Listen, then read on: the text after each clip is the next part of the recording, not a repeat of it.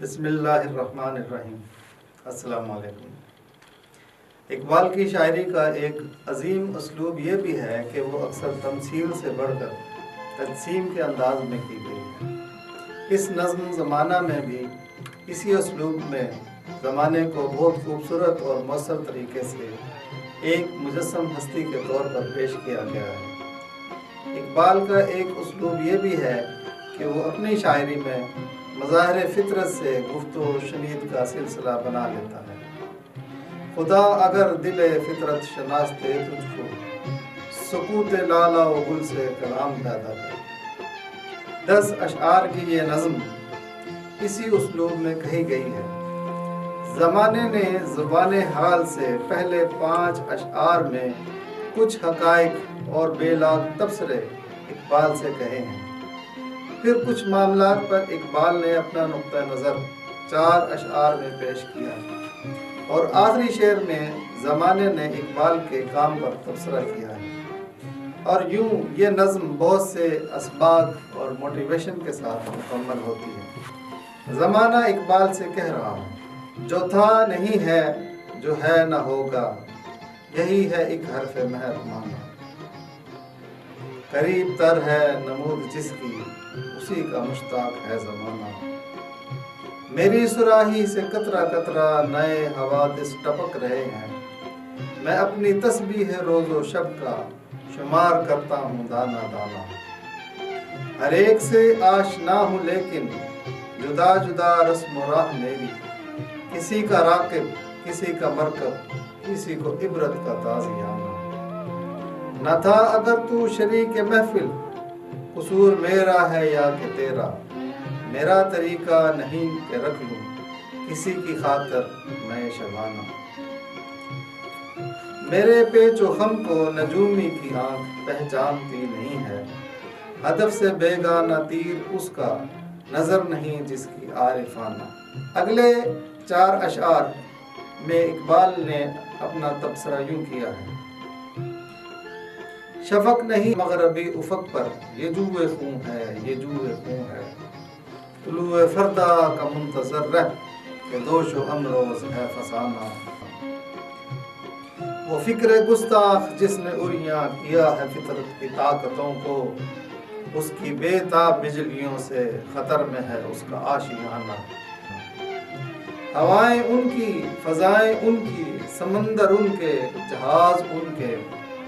گرا بھمر کی کھلے تو کیوں کر، بھمر ہے تقدیر کا بہانہ۔ جہان نو ہو رہا ہے پیدا، وہ عالم پیر مر رہا ہے، جسے فرنگی مقامروں نے بنا دیا ہے کمال خانہ۔ اب زمانے نے اقبال پر تبصرہ کیا آخری شعر میں۔ ہوا ہے گو تند و تیز لیکن چراغ اپنا جلا رہا ہے۔ وہ مرد درویش جس کو حق نے دیے ہیں انداز خسروانہ۔ اب ملاحظہ فرمائیں اس نظم کی تشریح۔ زمانے کی تخلیق چونکہ ازل کے ساتھ ہی ہوئی ہے، اسی لیے زمانہ ہر جگہ موجود رہا ہے، لہٰذا زمانہ ہر واقعے کا چشمدید گواہ ہے۔ اور اس کی گواہی سے معتبر کس کی گواہی ہو سکتی ہے، جس نے ہر لمحے میں ہونے والے واقعات کا بچشم سر خود مشاہدہ کیا ہو۔ اس پس منظر میں اقبال کو زمانے نے اپنا مشاہدہ بتایا کہ جو تھا نہیں ہے، جو ہے نہ ہوگا، یہی ہے ایک حرف مہر مانا۔ قریب تر ہے نمود جس کی، اسی کا مشتاق ہے زمانہ۔ میرے پاس موجود رازوں میں سب سے بڑا راز یہ ہے کہ کسی بھی شے کو دوام اور پائیداری حاصل نہیں ہے، ہر شے فنا پذیر ہے۔ یہ بات تو صبر واضح ہے کہ جو کچھ بھی تھا اب وہ نہیں ہے، اور اب میری اس بات کو بھی مان لو کہ جو کچھ بھی نظر آ رہا ہے، یقین لگتا ہے کہ یہ کبھی ختم نہ ہوگا۔ ہماری سوچ کا سب سے بڑا دھوکہ یہی ہے، جو کچھ بھی حاضر ہے سب ماضی ہو جائے گا، لہٰذا اپنی سوچ بدلو، آپ کی زندگی بدل جائے گی۔ موجود پریزنٹ میں رہ کر جینے کی بجائے اس میں سے نکل کر خود کو حاضر و موجود سے بالا تر ہو کر سوچو، ہمارے انداز بدل جائیں گے، ہماری منزلیں تبدیل ہو جائیں گی۔ زمانے کی دلچسپی تو صرف اس بات میں ہے کہ آپ کیا کرنے والے ہو۔ آئندہ وقوع پذیر ہونے والے واقعات ہی زمانے کی توجہ کا مرکز بنیں گے۔ لہٰذا آپ صرف اس بات پر فوکس کرو کہ کل آپ کیا کرو گے۔ اگر آپ نے کچھ بڑا پلان کیا ہے اور اس پر عمل درآمد کر کے پیش کیا ہے تو زمانہ اپنے تمام کیمرے لے کر آپ کے پاس پہنچ جائے گا اور آپ کے کارہائے نمایاں کو پوری دنیا میں ہائی لائٹ کر دے گا اور آپ کے نام کو رہتی دنیا تک محفوظ کر لے گا۔ لیکن اگر آپ روزمرہ میں کھوئے رہو گے اور کچھ بھی نمایاں کام نہیں کرو گے تو زمانہ آپ میں کوئی دلچسپی نہیں لے گا اور آپ کا نام و نشان صفحہ ہستی سے حرف غلط کی طرح مٹا دے گا۔ میری صراحی سے قطرہ قطرہ نئے حوادث ٹپک رہے ہیں۔ میں اپنی تسبیح روز و شب کا شمار کرتا ہوں دانہ دانہ۔ میں دنیا میں موجود سب لوگوں کے نام کی ایک صراحی رکھ لیتا ہوں۔ جب بھی کوئی فرد، کچھ افراد یا کوئی قوم کچھ پلاننگ کرتے ہیں اور اس کو عملی جامہ پہنانے میں مصروف ہو جاتے ہیں تو میں ہی ہوں جو ان کی پلاننگ کو اپنی صراحی میں ڈال کر پکاتا ہوں، اور وہ جب تمام مراحل سے گزر کر مکمل ہو جاتی ہے تو ایک دن وہ حقیقت کے روپ میں دنیا کے سامنے پیش کر دی جاتی ہے۔ اس طرح میں اپنی تاریخ رقم کرتا ہوں اور دنوں اور راتوں میں ہونے والے واقعات کی ایک ٹائم لائن ایسے بن جاتی ہے جیسے ایک تسبیح کے سفید اور کالے دانے۔ لہٰذا آپ کے لیے میدان عمل کھلا ہے۔ آؤ آج سے باہر نکلو، کل کا سوچو، صدیوں کی منصوبہ بندی کرو، کچھ ایسا کر جاؤ کہ آنے والی نسلوں کا بھلا ہو، کوئی بڑا کام کر گزرو۔ میری صراحی حاضر ہے، اس میں کچھ حصہ ڈالو، پھر تم دیکھنا کہ کل تمہارا ہوگا۔ ہر ایک سے آشنا ہوں لیکن جدا جدا رسم و راہ میری، کسی کا راکب، کسی کا مرکب، کسی کو عبرت کا تازیانہ۔ میں اس زمانے میں آنے والے تمام افراد سے بخوبی واقف ہوں، لیکن میرا ہر شخص سے رویہ اس کی قابلیت کے لحاظ سے مختلف ہوتا ہے۔ کسی پر میں سوار ہو جاتا ہوں، کسی کی سواری بن جاتا ہوں اور کسی کو سامان عبرت بنا دیتا ہوں۔ میں قابل اور کامیاب و کامران لوگوں کو اپنے کاندھوں پر اٹھا لیتا ہوں، جبکہ نااہل اور نکمے افراد کو اپنے پاؤں کی دھول بنا کر اڑا دیتا ہوں۔ جبکہ بعض افراد جو حق کے ساتھ پنجہ آزمائی کرتے ہیں اور وقت کے بہتے دریا میں اپنے کالے کرتوتوں کی سیاہی گھولتے ہیں، ایک دن میں انہیں عبرت کا نشان بنا دیتا ہوں۔ میرا انعام اور انتقام بے لاگ ہوتا ہے اور میں کسی سے کبھی روح رعایت نہیں برتتا۔ لہٰذا میں نے اپنی تاریخ میں جہاں اچھے لوگوں کو ان کے کارناموں کی وجہ سے یاد رکھا ہے، ایسے ہی میں نے برے لوگوں کو ان کی بدنامیوں کے ذکر کے ساتھ تاریخ میں محفوظ کیا ہے۔ نہ تھا اگر تو شریک محفل، قصور میرا ہے یا کہ تیرا، میرا طریقہ نہیں کہ رکھ لوں کسی کی خاطر میں شبانہ۔ میں نے تو ایک محفل سجا رکھی ہے جس میں شامل ہونے کی اجازت سب کو ہے، اور میری طرف سے سب کو مفت کی شراب پیش کی جا رہی ہے۔ یہ شراب وقت ہے جو ہر خاص و عام کے لیے مہیا ہے۔ اب یہ آپ پر منحصر ہے کہ آپ اس وقت کو ضائع کرتے ہو یا قیمتی بناتے ہو۔ میں نے مواقع کا ایک وسیع و عریض دسترخوان پیش کیا ہوا ہے۔ اس دسترخوان پر کوئی کسی کو روک ٹوک نہیں، جو چاہے جہاں سے چاہے موقع حاصل کر سکتا ہے اور اپنا مستقبل اپنے ہاتھوں سے بنا سکتا ہے۔ میری صرف اور صرف ایک ہی شرط ہے، یہ وقت جو آپ کو دیا گیا ہے، اگر آپ وقت ضائع کرو گے تو مجھ سے گلہ بھیجا ہے۔ وقت گزرنے کے بعد شکوے شکایت کا کوئی فائدہ نہیں۔ میرا یہ دستور نہیں کہ میں غیر حاضر شخص کے لیے رات کو شراب بچا کر رکھ لوں۔ میں تو حاضر لوگوں میں ہی سب کچھ تقسیم کرنے کا پابند ہوں۔ مجھ سے فائدہ حاصل کرنے کی ایک ہی شرط ہے کہ مجھے ضائع نہ کرو۔ میں تو آپ کی آخری سانس تک آپ کے ساتھ ہوں۔ آپ کی غفلت میں میرا کوئی قصور نہیں۔ میرے پیچ و خم کو نجومی کی آنکھ پہچانتی نہیں ہے۔ ہدف سے بیگانہ تیر اس کا نظر نہیں جس کی عارفانہ۔ اس شعر میں زمانے نے ایک دعویٰ کیا ہے کہ میری چالیں بہت پوشیدہ، مخفی اور مختلف ہوتی ہیں، اور میرے چھپے ہوئے پینتروں کو نجومی اپنے حساب کتاب کے علم کی بنیاد پر جان ہی نہیں سکتا۔ اس کی وجہ یہ ہے کہ نجومی کی نظروں میں تو صرف اعداد و شمار ہوتے ہیں، اور میں حساب و کتاب اور اعداد و شمار کا پابند نہیں ہوں، اسی لیے نجومیوں کی آنکھ سے میرا نظارہ نہیں کیا جا سکتا۔ البتہ اہل عرفان یعنی دل کی آنکھ رکھنے والے ویژنری میرے بارے میں جان سکتے ہیں کہ میرا آئندہ کا طرز عمل کیا ہوگا، لہٰذا میرا علم تو صرف اہل معرفت کے پاس ہی ہے۔ آج کے دور کا عارف اقبال ہے، اور اقبال اپنی ولایت اور معرفت کی بنا پر مجھ سے بخوبی واقف ہے، لہٰذا اب آپ اقبال سے سنیے، وہ تمہیں میرے بارے میں سب کچھ بتائے گا۔ اقبال زمانے کے بارے میں کہتا ہے، شفق نہیں مغربی افق پر، یہ جوئے خون ہے، یہ جوئے خون ہے، طلوع فردا کا منتظر رہ کہ دوش و امروز ہے فسانہ۔ تم سب لوگ مغرب یورپ کی ترقی دیکھ کر متاثر ہو رہے ہو کہ مغرب کی چکا چوند روشنیاں آنکھوں کو خیرہ کر رہی ہیں، اور انہوں نے وہ نظام بنا لیے ہیں جو کہ ناقابل تسخیر ہیں، جبکہ میں مغربی افق کی روشنی کو شام کی شفق سے تعبیر کرتا ہوں، جس کا سورج غروب ہونے والا ہے، بلکہ یہ جو لالی نظر آ رہی ہے یہ شفق ہے ہی نہیں، یہ تو خون کی ندی ہے جو اہل یورپ نے بہا رکھی ہے، جس کی ابتدا 15ویں صدی میں بادشاہ فرڈینینڈ اور اس کی ملکہ اسبیلا کے ہاتھ سقوط غرناطہ سے ہوئی، جس کے نتیجے میں اندلس میں مسلمانوں کا اقتدار ہمیشہ ہمیشہ کے لیے ختم ہو گیا۔ اس کے بعد عیسائی حکمرانوں کی سخت گیر اور پرتشدد پالیسی کے تحت مسلمانوں کو یا تو ملک بدر ہونے یا عیسائی بننے پر مجبور کر دیا گیا، یا پھر انہیں قتل عام کے ذریعے ختم کر دیا گیا۔ اس دوران لاکھوں مسلمان قتل ہوئے۔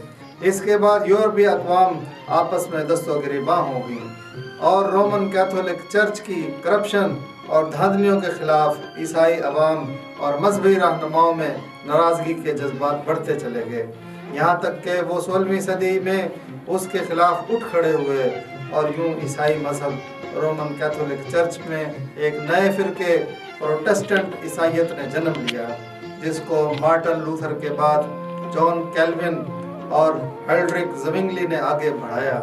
اس تحریک کا سب سے بڑا فوکس پوپ کے ادارے کا عام عیسائیوں سے پیسے لے کر گناہوں سے نجات اور جنت کا فرمان جاری کرنا تھا۔ یہ خانہ جنگی جرمنی سے نکل کر شمالی یورپ اور برطانیہ تک پھیل گئی۔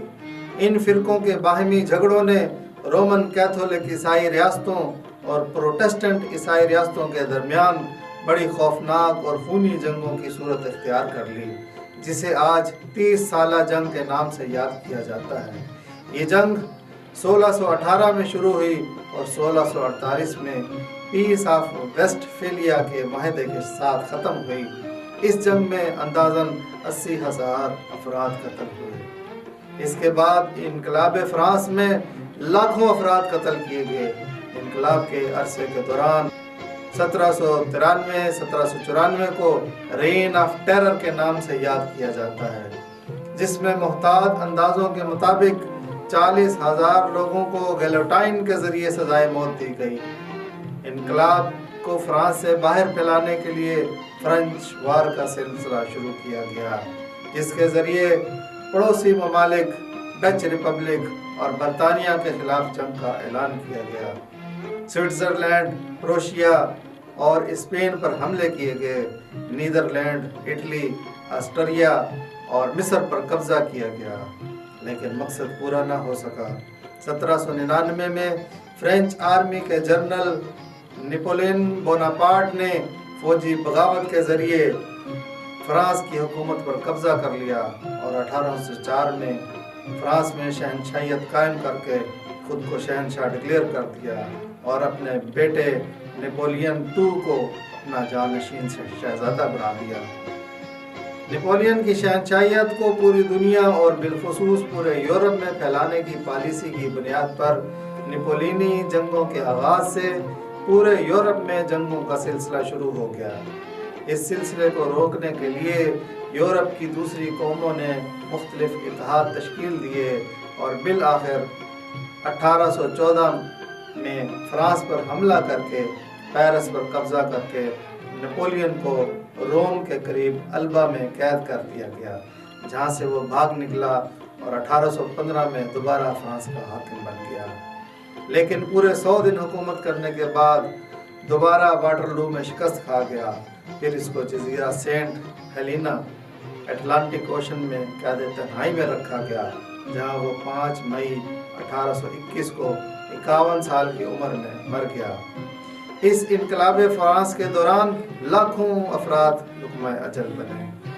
اس کے بعد عالمی جنگ اول 1914 سے 1918 تک 4 سال 3 ماہ لڑی گئی، جس میں 1 کروڑ 84 لاکھ افراد قتل ہوئے اور 2 کروڑ 36 لاکھ افراد زخمی ہوئے، جبکہ ورلڈ وار 2 میں 8 کروڑ 50 لاکھ افراد کو موت کے منہ میں دھکیل دیا گیا۔ یہ جنگ 1939 سے لے کر 1945 تک 6 سال تک لڑی گئی۔ شفق نہیں ہے مغربی افق پر، یہ جوئے خون ہے، یہ جوئے خون ہے، طلوع فردا کا منتظر رہ کہ دوش و امروز ہے فسانہ۔ اقبال نے ان تمام واقعات کا 1938 یعنی عالمی جنگ اول تک خود مطالعہ اور مشاہدہ کیا اور یہ نتیجہ اخذ کیا کہ چونکہ مغربی تہذیب کی بنیاد خون کے دریا بہا کر رکھی گئی ہے، اس لیے یہ پائیدار نہیں ہے۔ یہ افسانہ موجودہ زمانے کے کاندھے پر بھاری بوجھ ہے، جسے زمانہ ضرور اتارے گا، لہٰذا اس کا سورج غروب ہونے والا ہے اور ایک نیا دن طلوع ہونے کو ہے۔ اگر تم میں ہمت ہے تو آنے والے کل میں دنیا کے لیڈر اور امام بن سکتے ہو، اپنا مثبت کردار ادا کر کے دنیا کو ظالموں کے سفاک پنجوں سے آزاد کرا سکتے ہو۔ وہ فکر گستاخ جس نے عریاں کیا ہے فطرت کی طاقتوں کو، اس کی بے تاب بجلیوں سے خطر میں ہے اس کا آشیانہ۔ یورپ میں فکری اور سماجی سطح پر تبدیلی کے دور کو یورپی نشاط ثانیہ یا رینائنسنس کہا جاتا ہے، جس کا مطلب دوبارہ پیدا ہونا ہے۔ اس کا دور عام طور پر 15ویں صدی سے 18ویں صدی تک مانا جاتا ہے۔ اس کی فکری بنیاد قدیم یونانی مفکر پروٹاگورس کے نظریہ ہیومنزم پر رکھی گئی ہے، جو 490 قبل مسیح میں پیدا ہوا تھا، جس کا بنیادی نظریہ یہ تھا کہ انسان ہی ہر چیز کا پیمانہ ہے۔ اس کے نتیجے میں انسانیت کے نام پر الہامی رہنمائی کی نفی کی گئی، کیونکہ انسانی سوچ کو ہی حتمی سچ مانا گیا، اس لیے اس کا کسی ایک تھیوری پر متفق ہونا ممکن نہ رہا۔ ایک دور میں ایک تھیوری اور اسی دور میں کوئی دوسری تھیوری سچی مانی جا سکتی تھی۔ اسی ناپائیداری کی وجہ سے اقبال نے اس کو فکر گستاخ کہا ہے۔ گو کہ نشاط الثانیہ کے کچھ پہلو قابل تعریف ہیں، لیکن بنیادی نظریہ غلط ہونے کی وجہ سے ان کی سمت ٹھیک نہیں۔ اسی تھیوری کی بنیاد پر ایک طرف سرمایہ دارانہ نظام پروان چڑھا اور دوسری طرف کمیونزم نے آدھی دنیا پر اپنا تسلط جما دیا۔ دنیا میں اسلحے کی دوڑ شروع ہو گئی، عالمی جنگیں شروع ہوئیں، اقتصادی سطح پر پیپر کرنسی، سود پر مبنی بینکنگ سسٹم، جوا اور سماجی سطح پر مرد و زن کا شادی کے بغیر ملاپ اور نتیجتاً خاندانی ادارے کی تباہی اسی فکر گستاخ کے اثرات ہیں۔ سائنسی ترقی کا بہت کم استعمال انسانی فلاح بہبود کے لیے کیا گیا، جبکہ اس کا زیادہ استعمال انسانی تباہی کے لیے کیا گیا۔ اس وقت امریکہ اور روس اور دیگر ممالک اسلحہ سازی اور اس کی فروخت میں ایک دوسرے پر سبقت لے جانے کی کوششوں کے نتیجے میں دنیا بھر میں پڑوسی ممالک میں مختلف مسائل پر اختلافات کو ابھار کر جنگوں میں دھکیل رہے ہیں۔ دوسری قوموں کو جانی، ذہنی اور مالی نقصان پہنچانے کے بعد اپنی معیشت مضبوط کی جاتی ہے۔ Stock home international peace research انسٹی ٹیوٹ کے مطابق دنیا کی ٹاپ کی 10 کمپنیوں نے 2015 میں 404 ارب ڈالر کا اسلحہ فروخت کیا ہے، جبکہ اس وقت دنیا کے 100 ممالک میں 1000 سے زائد کمپنیاں اسلحہ سازی میں مصروف ہیں۔ انہی امور کی بنیاد پر اقبال نے کہا ہے، پیارے مغرب کے رہنے والوں، خدا کی بستی دکان ہی ہے، کھرا جسے تم سمجھ رہے ہو وہ اب زرے کم عیار ہوگا۔ تمہاری تہذیب اپنے خنجر سے آپ خودکشی کرے گی، جو شاخ نازک پہ آشیانہ بنے گا ناپائیدار ہوگا۔ آگے اقبال نے فرمایا، ہوائیں ان کی، فضائیں ان کی، سمندر ان کے، جہاز ان کے، گرا بھنور کی کھلے تو کیوں کر، بھنور ہے تقدیر کا بہانہ۔ اقبال فرماتے ہیں کہ میری قوم، اس وقت تو تمہیں یہی نظر آ رہا ہے کہ کیسے ہوگا۔ ہوا بازی ان کی ایجاد ہے، مصنوعی سیارے ان کے ہیں، انٹرنیٹ ان کا ہے، سمندروں میں ان کے بحری بیڑے ہیں جن پر سینکڑوں جنگی جہاز اڑان بھر کر حملہ کرنے کے لیے تیار ہیں۔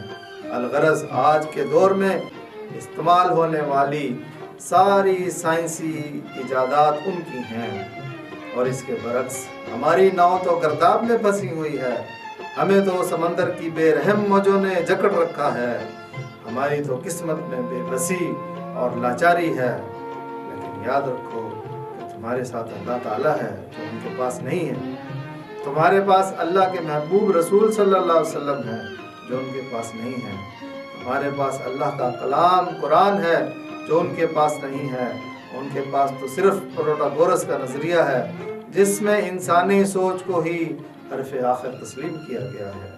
تمہارے پاس اگر کمی ہے تو اللہ کے عشق کی کمی ہے، اگر کمی ہے تو حب رسول کی کمی ہے۔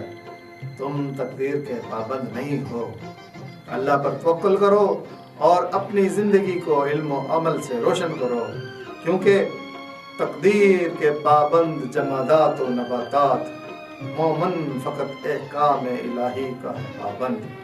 تم اس بھور کو توڑ سکتے ہو اور تم تقدیر کے قیدی نہیں ہو۔ تقدیر شکن قوت باقی ہے ابھی اس میں، ناداں جسے کہتے ہیں تقدیر کا زندہ۔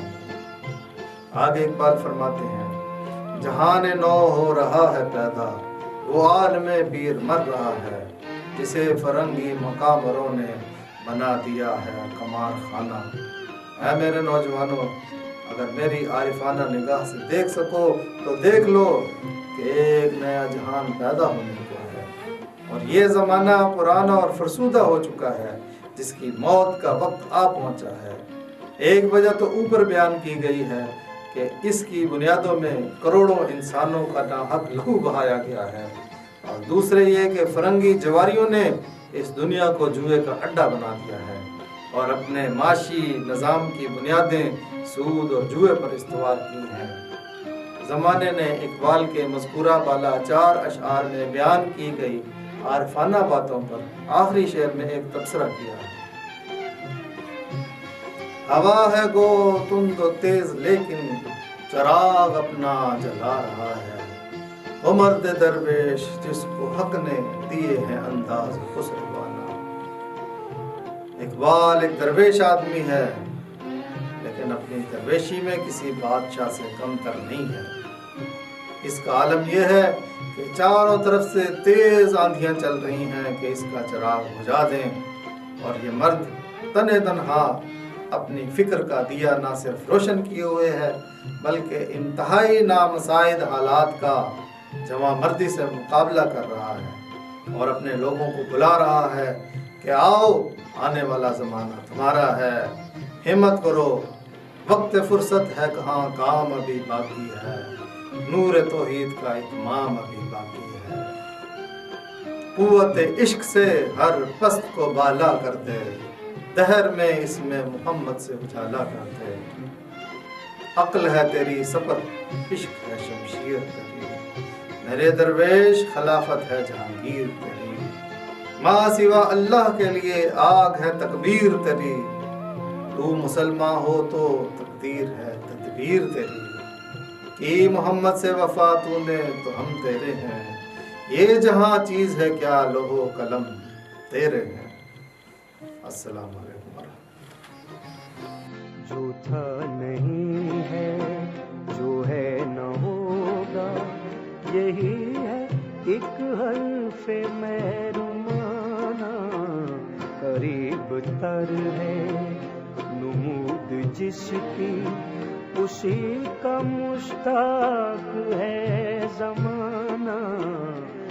मेरी सुराही से कतरा कतरा नए हवादिस टपक रहे हैं। मैं अपनी तस्बीह रोज़ो शब का शुमार करता हूँ दाना दाना, हर एक से आशना हूँ लेकिन जुदा जुदा रस्म राह मेरी। किसी का राकिब किसी का मरकब, किसी को इबरत का ताज़ियाना। हवा गो तुम दो तेज लेकिन चराग अपना जला रहा है। वो मर्द दरवेश जिसको हक ने दिए हैं अंदाज़े खुसरवाना। वो मर्द दरवेश जिसको हक ने दिए हैं अंदाज़े खुसरवाना। जो था नहीं है